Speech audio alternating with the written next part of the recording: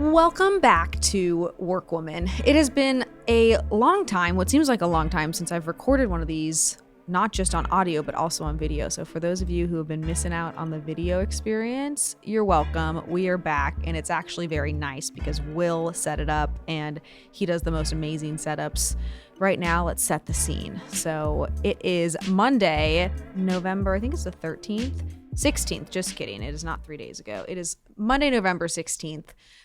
One thing that's good about being really current with these podcasts is it's not like this was recorded like months ago. This was recorded the day before it's released. And I know for our team, especially Will, it's like a little bit of a grind. However, it does allow this content to be so relevant to what we're going through right now. And I think that that's a benefit, especially for today's topic. So today's topic is, are we really getting shut down again? Is this really happening? I have to be totally transparent with you guys because this is what you expect from me. So today's Monday. I got this news about Washington being shut down and the new regulations yesterday, Sunday.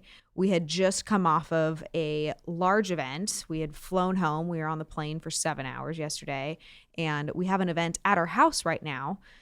And in the middle of all of that, this article gets sent to me by one of our team members, essentially saying that Washington is getting shut down and all of the requirements that are going to take place.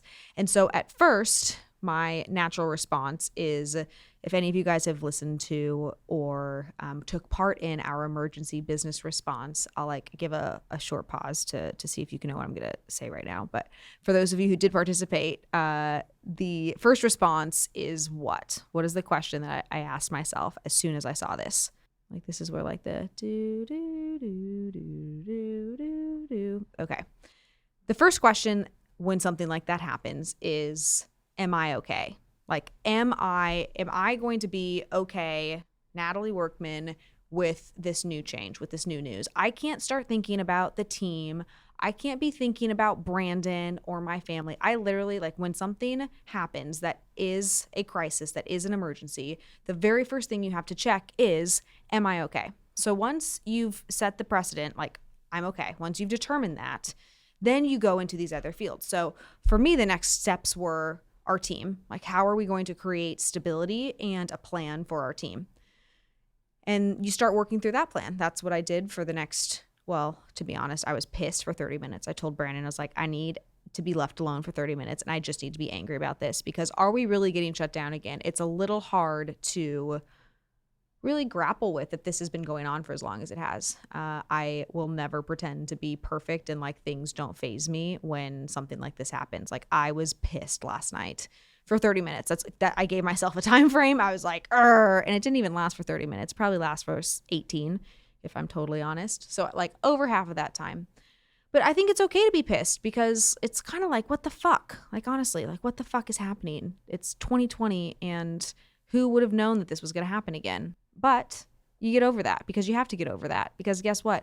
You have a responsibility to the people around you to lead in moments like this. Like, at the end of the day, that is the only thing that matters. You need to step from, are you okay? Determine that real fast, and then go to the people who need you and the problems that need to be solved in order to make sure that the course is set correctly.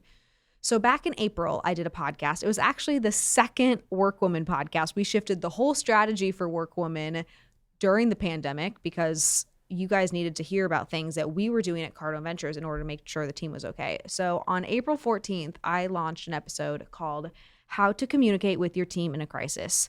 If you are one of the states that that has been communicated to that shutdown is happening, I would highly, highly, highly recommend going back and listening to that episode to talk through financial transparency with your team, to talk about how you actually determine which team members to keep, which team members to furlough, all of the things in order to make sure that your business is okay. This is not about anything else besides survival of your business so that you can continue to serve clients and to have a team on the other side of this. Go listen to that episode. But for the rest of you who've already listened to that episode, so let's acknowledge a couple things before I go into what to actually do over the next couple of weeks. So for Washington, just to give some perspective, this is has been announced as a 4-week plan. So a few things that you need to go into this with. The first thing, Nobody wants this. No matter what your political views are, you have to come from a place that nobody actually wants to have this shut down. Forget your political views. Your team does not want this to happen. Do not come from a mindset. I've heard business owners do this. Oh, my team would just prefer to live or to work from home and to not actually have to be in the office. That is total bullshit.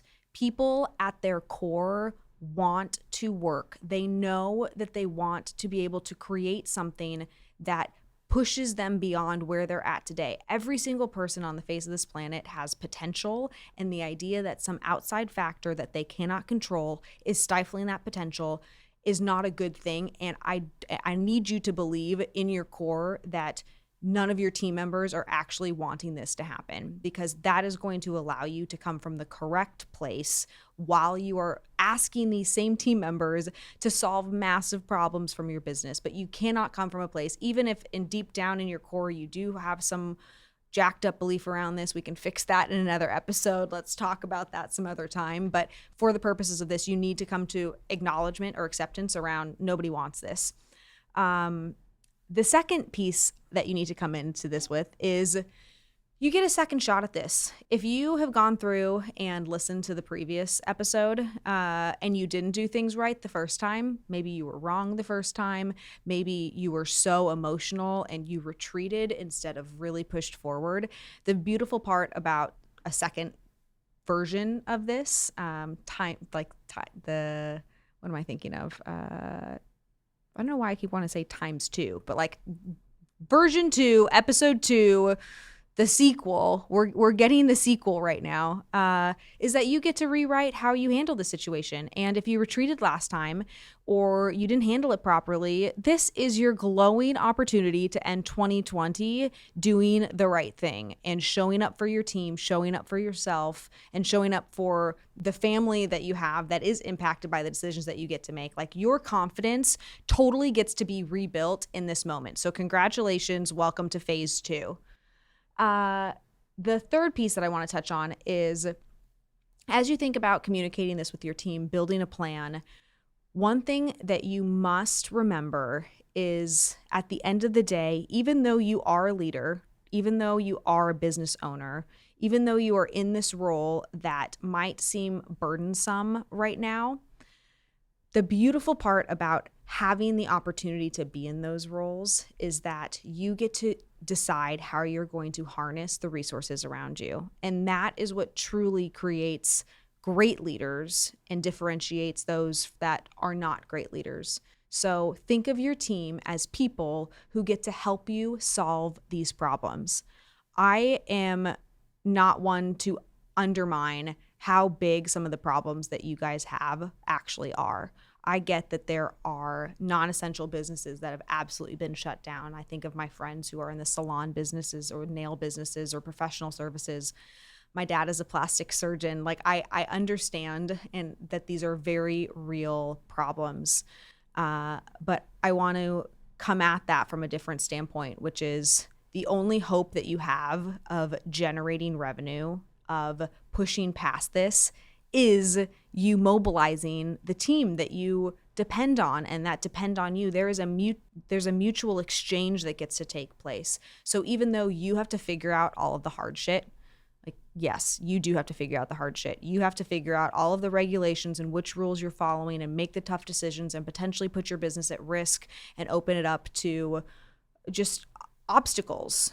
But you get to choose to engage the team members that you have. And so don't ever forget that this is not just on you and that this is your opportunity to work through this.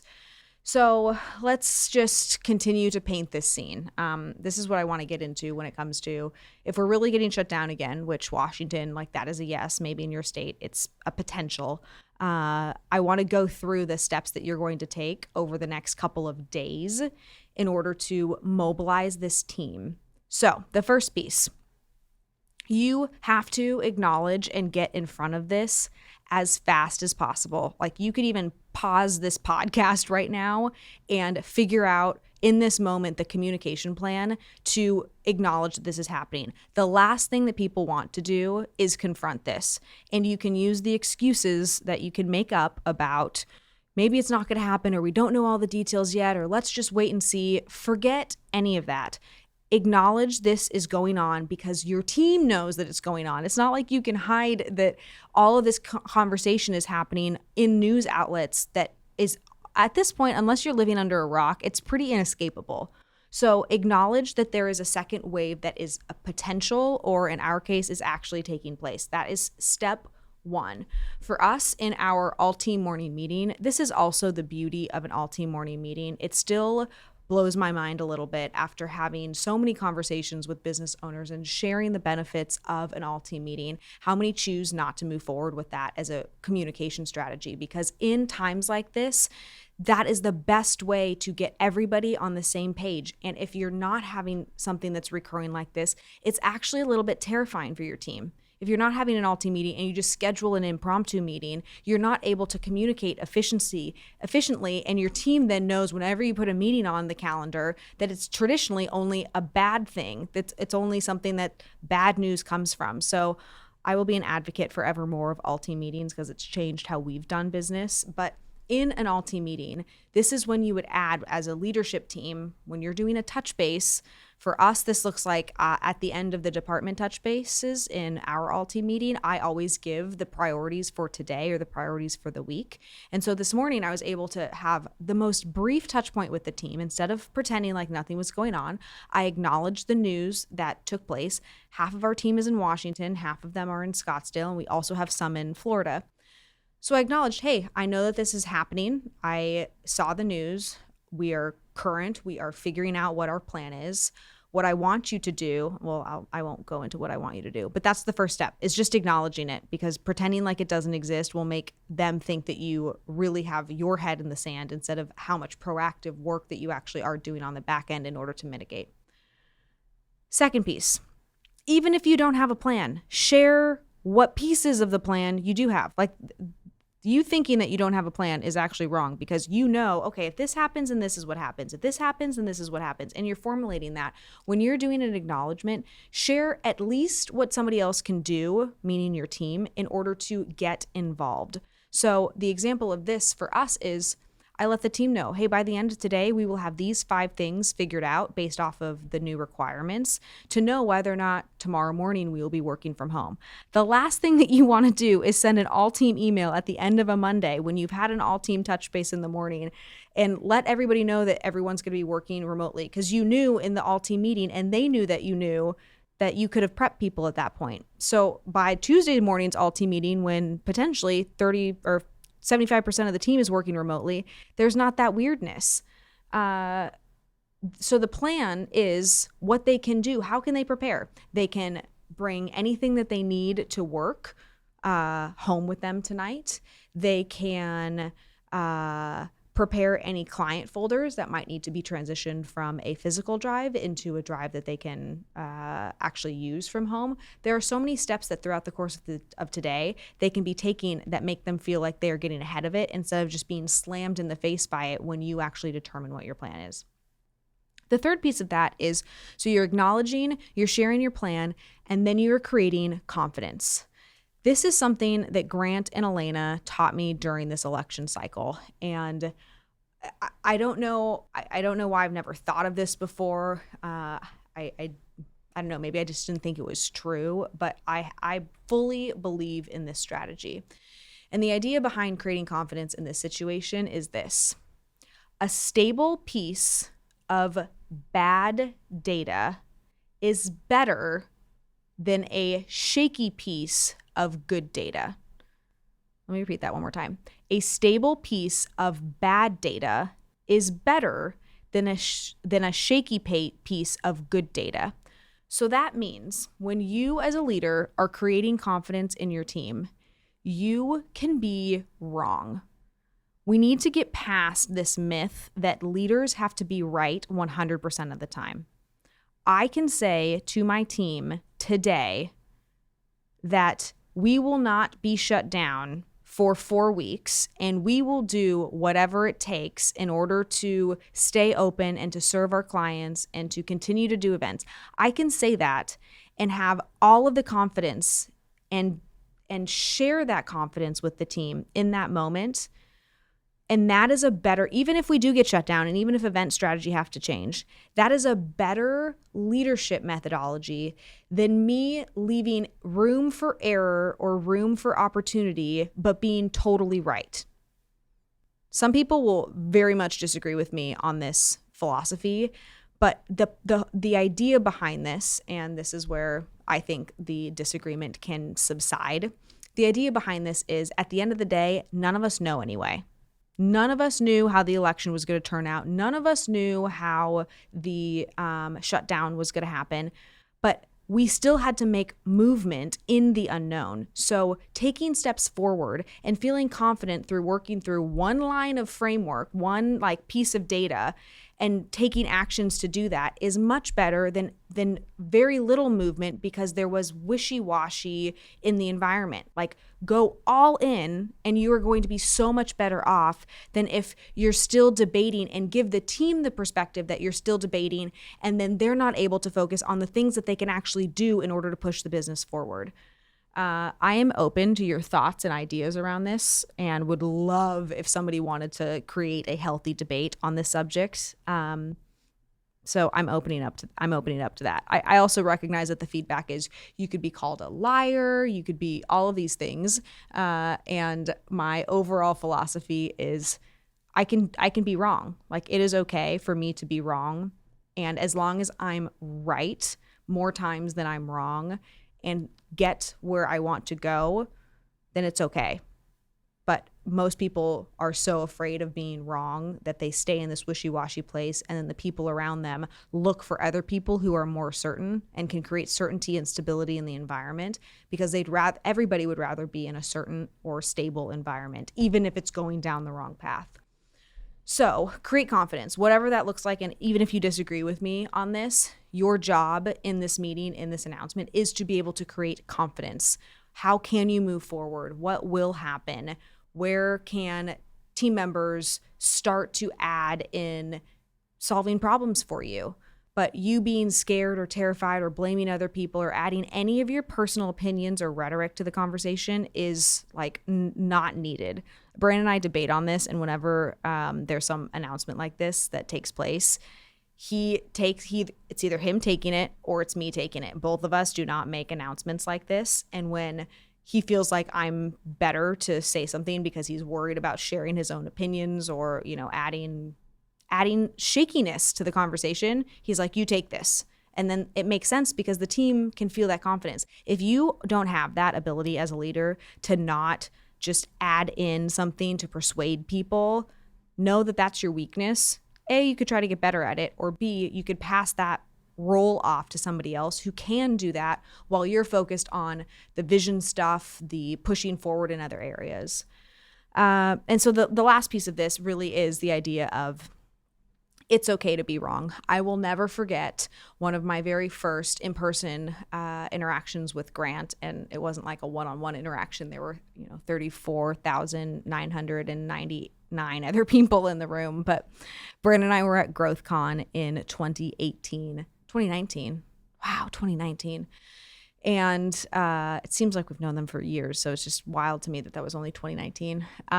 But we were in the audience at this big conference with all of these other people in the room, and you would think that Grant's attention in that moment would have been on all of the people that he was delivering a message to, not on his team doing something small that was right or wrong. But when one of his team members who shoots close-up video to him got close with a camera, Grant, in the middle of a keynote presentation, recognizes that the team member has a hat on that is not one of the hats that they were selling at the event. It's from like their online store. And he stops in the middle of his presentation to tell his team member in front of 34,000 people that he needs to take that hat off because they're not selling it at an event. It was a principle to Grant. And Grant at that moment didn't actually know if they were selling it. He thought that they weren't selling it. But what message did that send? I think it actually turned out that they were selling it, which is why I'm like putting that caveat in. But that's even better because guess what? What did that do?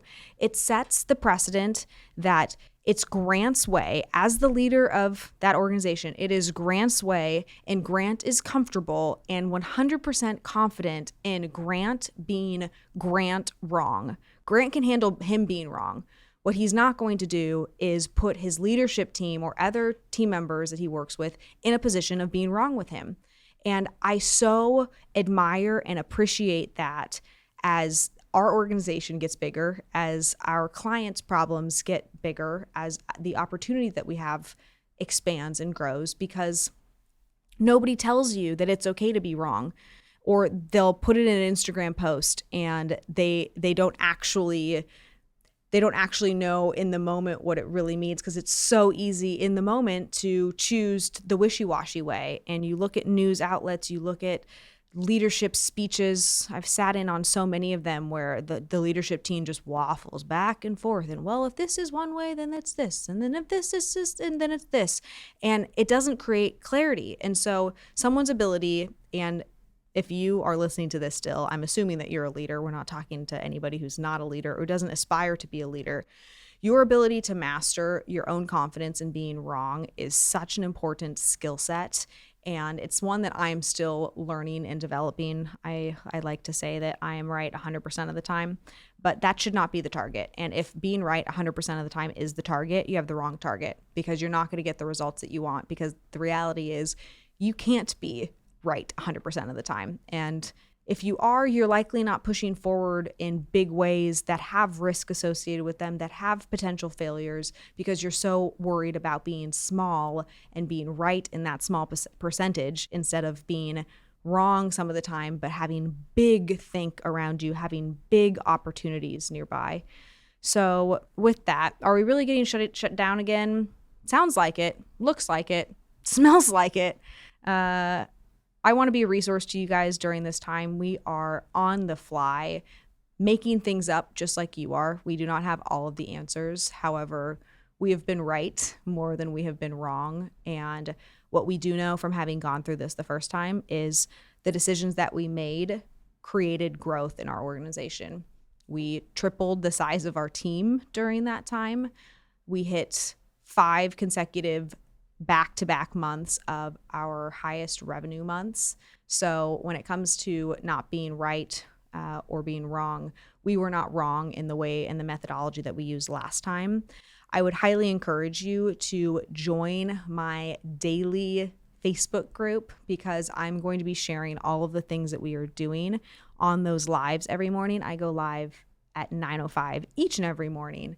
But I want to keep you in the loop. I want to make sure that you are well equipped to handle these things and don't feel like you're having to figure them out alone. So I am looking forward to the stories that come out of this and from the ways that people were resilient. And one of the things that our team is doing right now is focusing on finding the businesses that did listen to our advice and were resilient through this and made pivots and can show success, because as soon as we identify those stories and share them with you, your belief lid will be raised around what is possible for you during this time, and the tendency to give up will go down, because you know that there's another option should you do the right things and make the right decisions and communicate in the proper way to push things forward. So with that, we love you guys. I will do anything and everything I can in order to serve you and direct you in the right direction during this time. And let me know if there's anything at all that I can specifically do to help you with. And until next week, I better see each and every one of you on 10x People Skills between now and whenever this craziness subsides.